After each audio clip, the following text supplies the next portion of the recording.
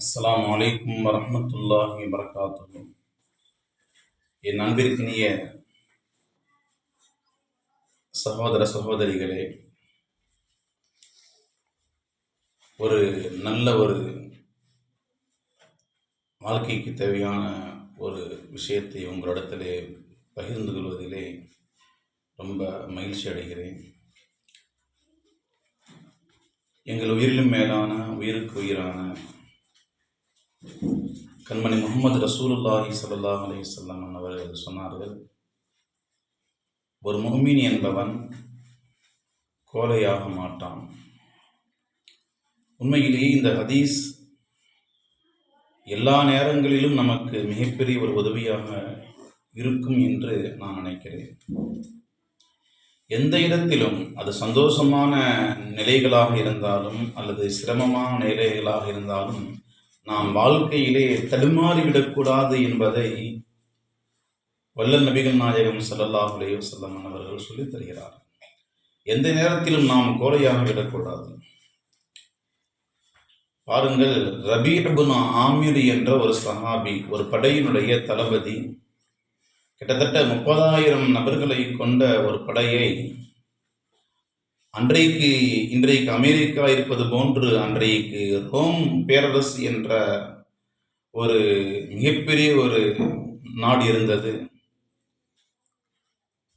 அந்த ரோம் பேரரசை எதிர்த்து போரிடுவதற்காக இந்த ரபீ இப்னு ஆமிர் என்று சொல்லப்படக்கூடிய இவர் எப்படிப்பட்டவர் என்று சொல்லுகின்ற பொழுது, கழுதையின் மேல் ஏறி அமர்ந்தாலே இவர்கள் நடுங்கி வருவார்கள். அந்த அளவிற்கு பலகீனமானவர்கள். ஆனால் இந்த ரபீ இப்னு ஆமிரை தளபதியாக ஆக்கி 30,000 நபர்களை உமர் ரலியல்லாஹு தஆலா அவர்கள் அந்த ரோம பேரரசை எதிர்ப்பதற்காக அனுப்பி வைக்கிறார்கள். நேராக ரோம் நாட்டிற்கு, அந்த ரோம பேரரசிற்கு சென்ற இந்த படை, இந்த தளபதி சொல்லுகின்றார்கள், நீங்கள் எல்லாம் வெளியிலே நின்று கொள்ளுங்கள், நான் அரசரை சந்தித்து வருகிறேன் என்று நேராக கழுதையின் மேல் அமர்ந்து கொண்டே அந்த அரசருடைய மாளிகைக்கு உள்ளே நுழைகிறார்.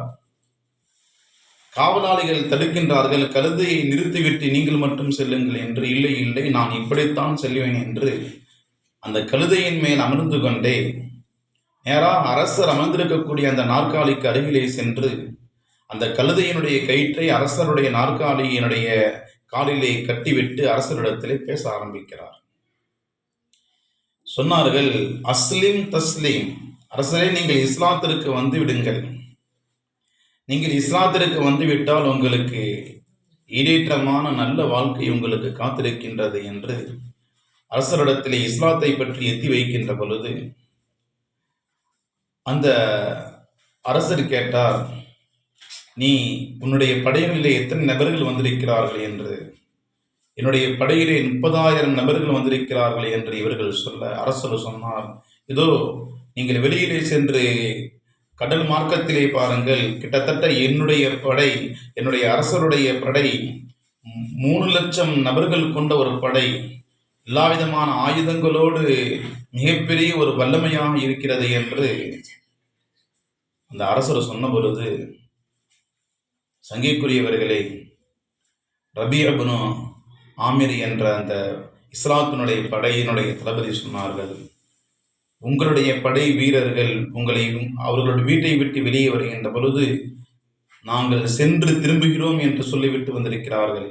ஆனால் எங்களுடைய படையினர்களோ நாங்கள் இஸ்லாத்தினுடைய விதைகளை விதைக்க செல்கின்றோம் என்று நெஞ்சுரமாக சொல்லிவிட்டு எங்களுடைய படை வீரர்கள் வீட்டை விட்டும் வெளியே வந்திருக்கிறார்கள் என்று ரபீ இப்னு ஆமிர் என்ற அந்த இஸ்லாத்தினுடைய படையினுடைய தளபதி அவர்கள் சொன்னார்கள்.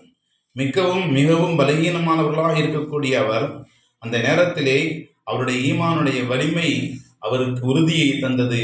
எந்த இடத்திலும் கோழையாக அவர் பேசவில்லை. இப்படித்தான் ஈமான் என்பது தக்க சமயத்திலே எல்லா நிலைகளிலும் கோழையாக நம்மை மாற்றிவிடாது, எல்லா நேரங்களிலும் வலிமையாகவே நம்மை வாழ வைக்கும் என்பதைத்தான் இந்த நிகழ்வுகள் நமக்கு சொல்லித் தருகின்றது. எனவே சங்கைக்குரியவர்களே, எல்லா நேரங்களிலும் நாம் துணிச்சலாக இருக்க வேண்டும், உண்மையாக இருக்க வேண்டும். கோழையாக நாம் இருந்துவிடக்கூடாது என்பதிலே தெள்ளத் தெளிவாக நாம் இருக்க வேண்டும். வீரமிக்கவர்களாக நாம் இருக்க வேண்டும். துணிச்சலானவர்களாக இருக்க வேண்டும். நாம் நல்ல விஷயங்களை மட்டுமே நாம் செய்ய வேண்டும். இப்படி உயர்ந்த எண்ணங்களோடு நாம் வாழ்ந்தால் ஒருபோதும் நாம் கோழையாக ஆக மாட்டோம். அல்லாஹு ஜல்ல ஷானஹு வ தஆலா எந்த நேரத்திலும் நாம் கோழையாக வாழாமல் எல்லா நிலைகளிலும் நாம் வீரத்தோடு, துணிச்சலோடு, உண்மையோடு, இரையற்றத்தோடு வாழக்கூடிய நல்லதொரு வாழ்க்கையை எல்லாம் வல்ல அல்லாஹு ஜல்ல ஷானஹு வ தஆலா எனக்கும் உங்களுக்கும் நல்லுதவி செய்வானாக. ஆமீன். வாஹிர் தஅவானா அல்ஹம்துலில்லாஹி ரப்பில் ஆலமீன். அஸ்ஸலாமு அலைக்கும் வரஹ்மத்துல்லாஹி வபரகாத்துஹு.